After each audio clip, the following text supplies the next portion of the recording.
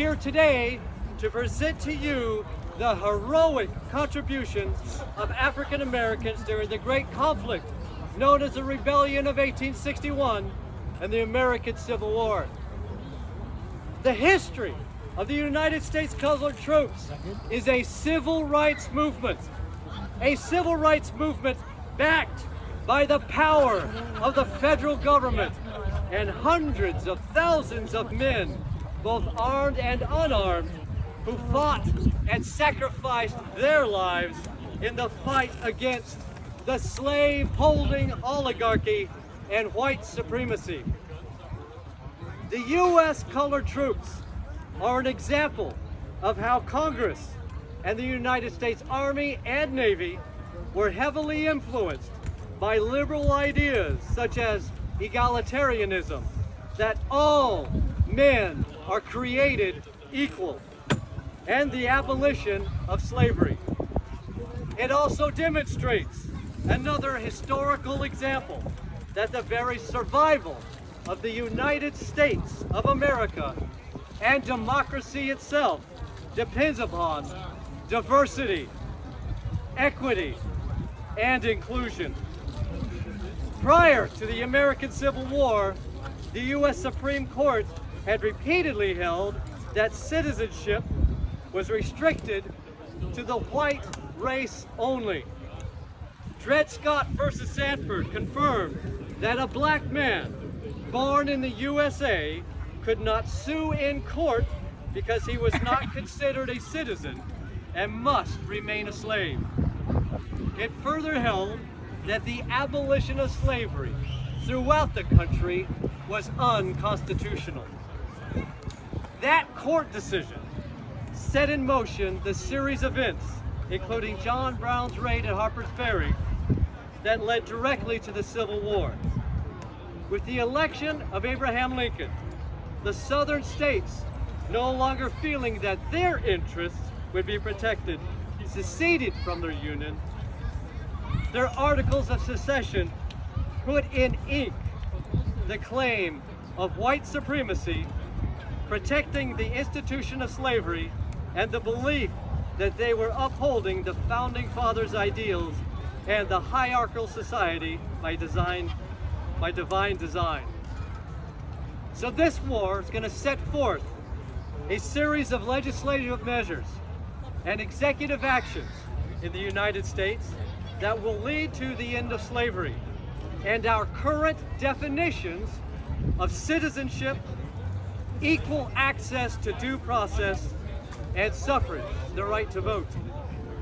It is the laws of war that provided a legal basis that through the legislative lawmaking powers of Congress, such as things like the Confiscation Acts and the Militia Acts, that provided Abraham Lincoln, our president, the authority to issue executive orders, including the Emancipation Proclamation.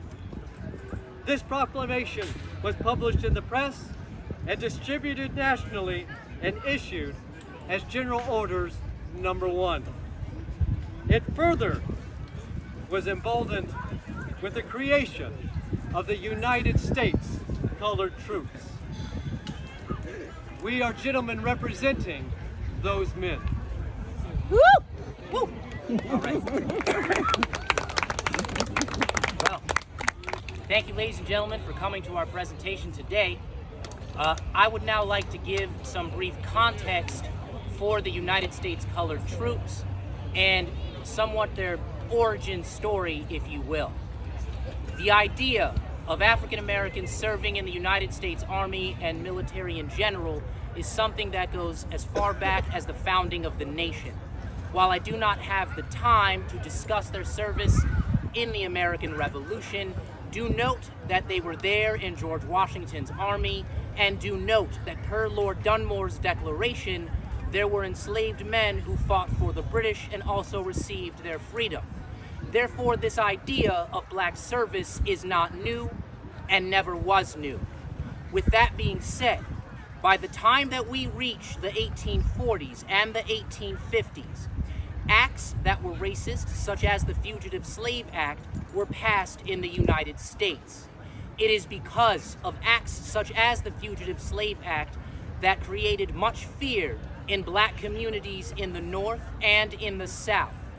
It is because of this act that many black communities would then come together to rally for the defense of their people and their communities. We must remember that at this time, there are many who are escaping the South because of slavery. They wish to be free. They do not wish to be held in bondage, nor do they wish to have their bodies be abused by the acts of slavery. Therefore, they run to the North. They go to Canada, right? It is in those communities that young black men begin to rally. They begin to arm themselves and they begin to form localized militias. It is with the use of various military documents on training and regimental structure that they then form these small and localized militias.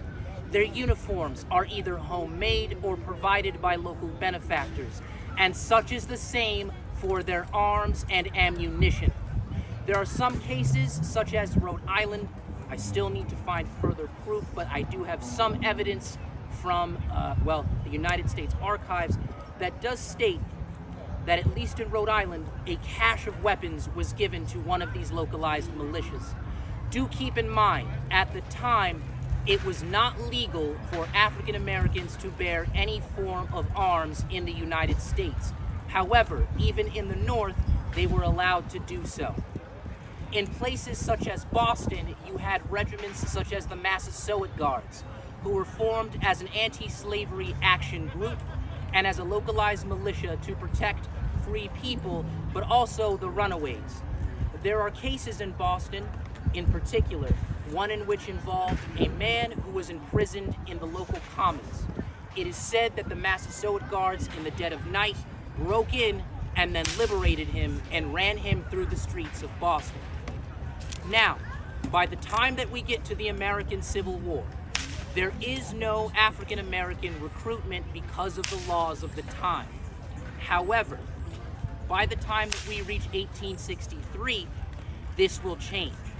Abolitionists such as the famed Frederick Douglass had been speaking to President Abraham Lincoln and other politicians, as well as in his own newspaper, singing the rallying cries of African Americans to be put into the fight of the American Civil War. For black people understood that the American Civil War was not just a war between brothers, but it was a war of liberation, and that they too should be involved in freeing themselves. Now, to be clear, it is not the war that necessarily freed black people. Black people freed themselves by running away to freedom. But it is because of the war and the military actions that they performed that allowed the completion of that freedom. Now let us return back to the recruitment of the United States colored troops.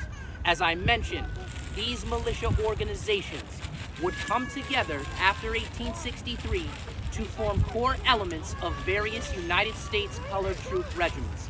In the case of Boston, I mentioned the Massasoit Guards. The men who were part of that group would be some of the first to sign up for the very famed 54th Massachusetts Regiment and their sister regiment, the 55th. I'm sure we all know the story of Colonel Robert Gould Shaw and the actions of those brave and gallant men. If you'd like to know more, please come and visit us over at the 97th USCT camp. We can certainly discuss more of that. Now, I've given you a bit of the lay of the land for how they come about. Thank you very much.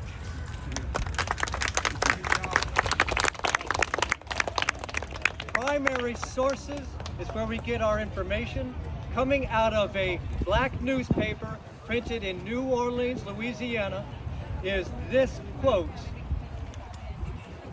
American society is in a state of revolution. The armed slave confronts his master on the field of battle. Yet here we are, forbidden to approach the ballot box against these national and state wrongs. It is our duty to protest. It is not by remaining isolated that the oppressed can gain redress. It is only by coming out of a phalanx, by marching in a strong column, that we shall obtain our due. Let the people know, all over the land, who we are and how many we are. Let us organize in one body and march through the streets and proclaim here are the free men who claim their rights. Huzzah! Liberty! Hip hip! Huzzah! Huzzah! Huzzah! we have spoken to you a little bit about the USCT. We do know that these men fought all over, at least the battlefields of the United States. Jeff, do we have any other elements we would like to share with you? Yeah, we should probably share with you that there were anywhere between 180 to 200,000 U.S. colored troops.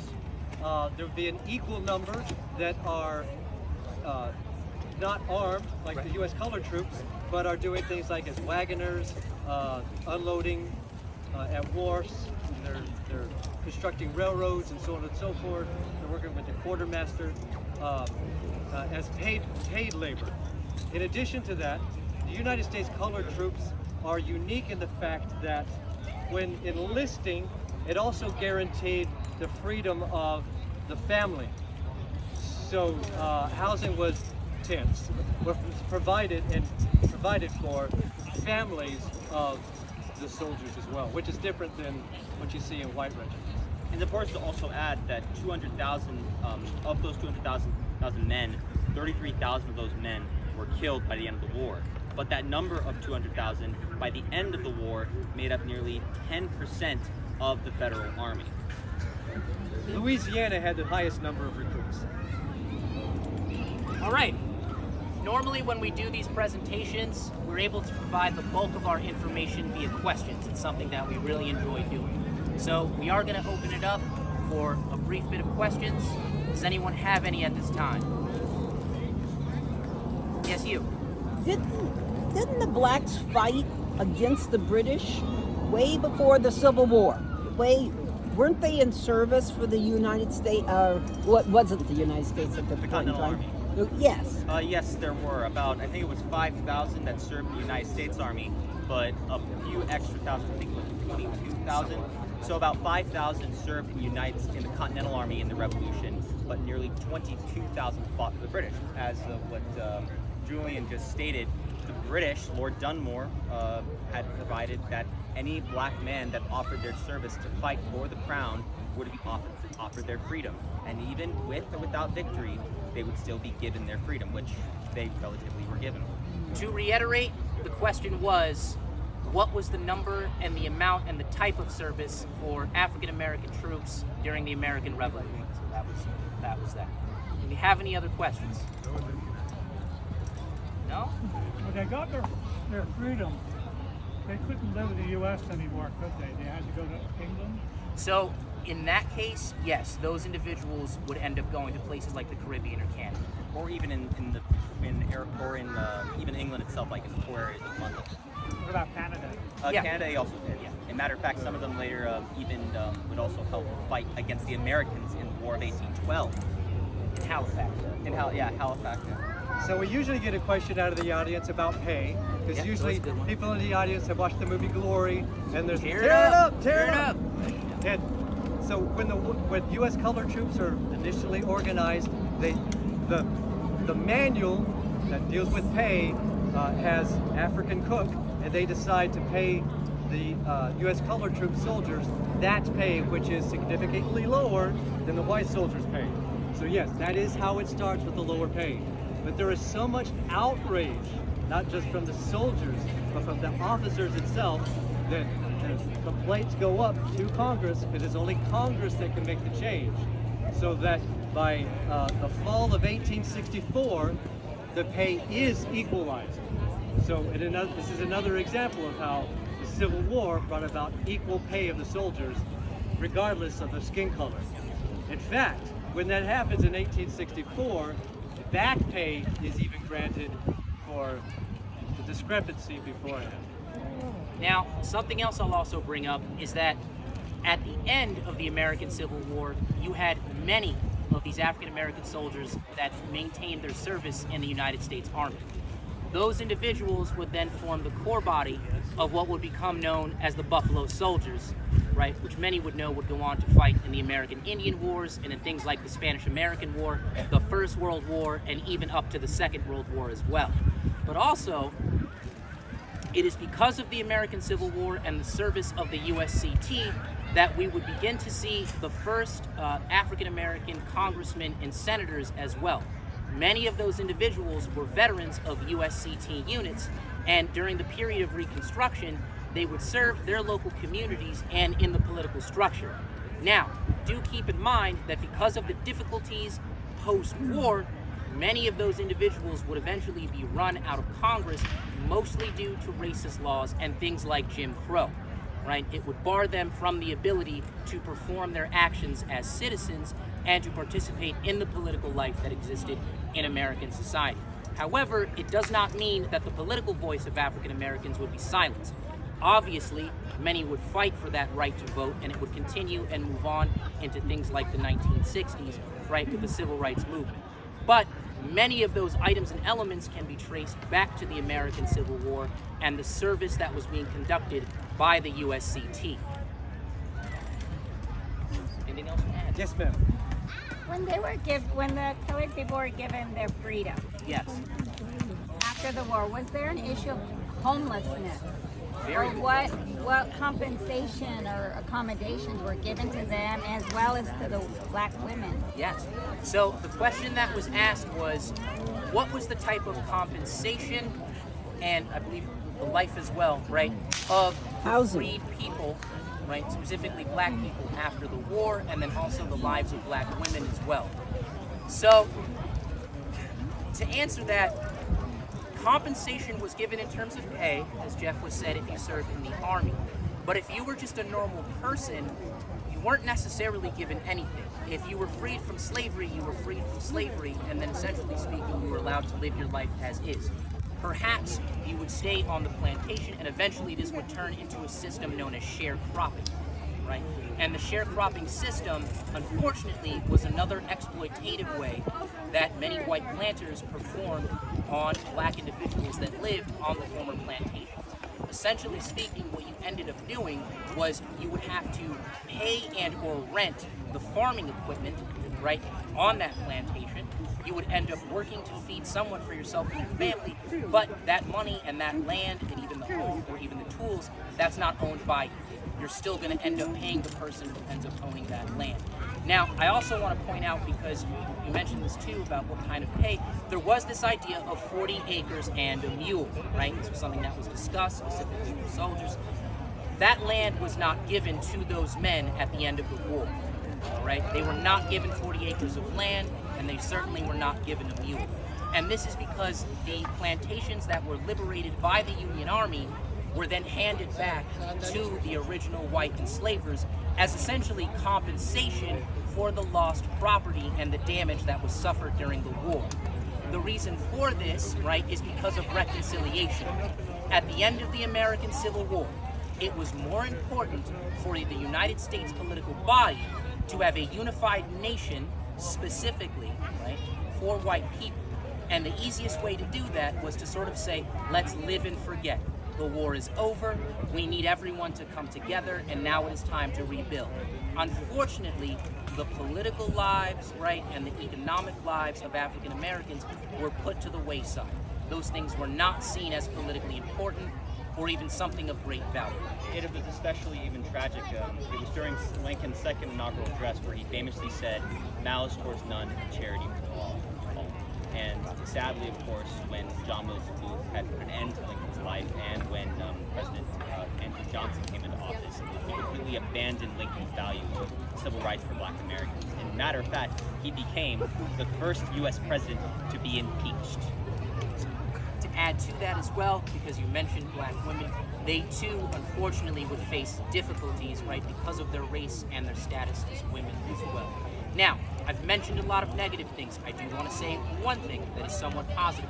Things like the Freedmen's Bureau, right, that would be created as something that would come out of the American Civil War.